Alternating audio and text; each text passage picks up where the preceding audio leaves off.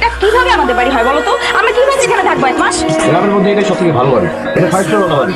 কি কল করছি দেখি বউ?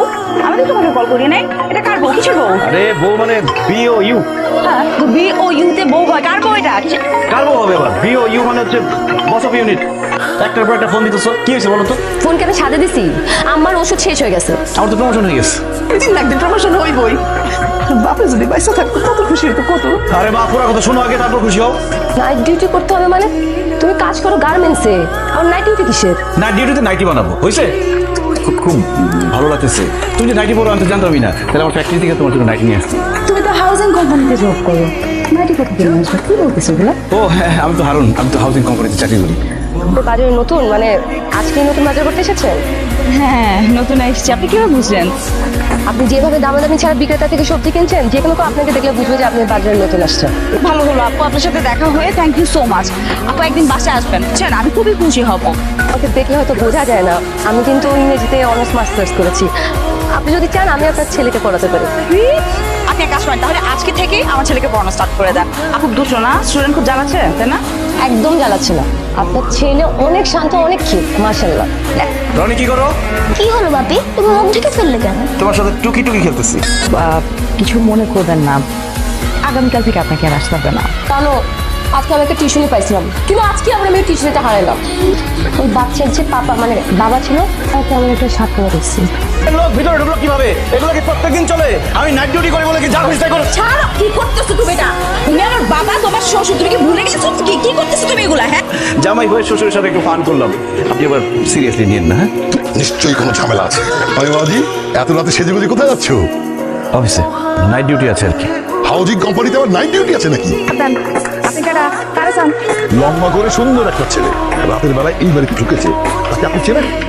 আরে কে আর চিনবো না, আমার নিজের ছেলে হানি। এই ছবির ছেলেটাকে চেনেন? আরে এটাই তো আমার হানি। এই, তোমার হাজবেন্ডের ছবি দেখো তো। আচ্ছা দেখাচ্ছি, দাঁড়ান। এটা নিশ্চয়ই আপনার স্বামী না? এটা ঠিক না? সে একই সঙ্গে দুইটা বউ কন্টিনিউ করতেছে, দুইটা বিয়ে কন্টিনিউ করতেছে। ও জানে না আমি আছি, আমি জানি না ও আছে।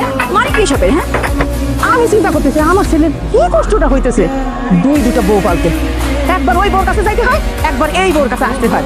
কাছে তোমরা একটা কাজ করো, তোমরা দুইজনে এই একই বাড়িতে থাকো, তাইলে যদি আমার ছেলের কষ্টটা কম। আপনি একজন মা হয়ে এগুলো কি বলছেন? সাথে শুকায় গেছে, এরা দুইটা আজরাইল আমার জান কবজ করবে এখন। না কিছু করবো না, ওরা অনেক ভালো, ওগুলোকে আমার কথা হয়েছে।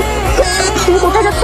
এই, আমার জামাই আমার সাথে ঘুমাবে, তুমি আমার জানবা থেকে কোথায় নিয়ে যাচ্ছ? কোনো ঘুমাঘুমি নেই কারোর সাথে, ঠিক আছে? ও আমার হাজবেন্ড, আমি ওর প্রথম ওয়াইফ, আমার অধিকার বেশি। একটা ফালতু কথা বলবো না, ঠিক আছে? আলুকে নিয়ে যাবো, আমার সাথে ঘুমাবে ও। তুমি পাখিতে ছেড়ে কি করো? আমি এখানে ঘুমাবো, আমি ঘরে ঘুমাবো না।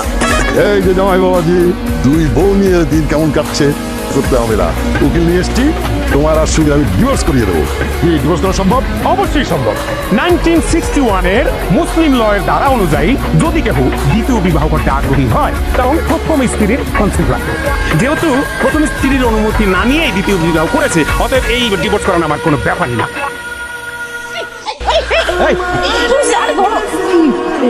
ডাক্তার সাহেব, খারাপ কোনো কিছু না তো? খুশি সংবাদ আছে, আপনি তো দাদি হতে যাচ্ছেন। চাই আমি চাই না তুমি কোনো আইনি ঝামেলার মধ্যে পড়ো। এই সমাজে দুই বিয়ে অনেক ঝামেলা, তুমি সুমিকে তালাক দাও। আব্বা, আপনি কি অফ যাবেন? মেয়েটা অসুস্থ আছে, সুস্থ হোক।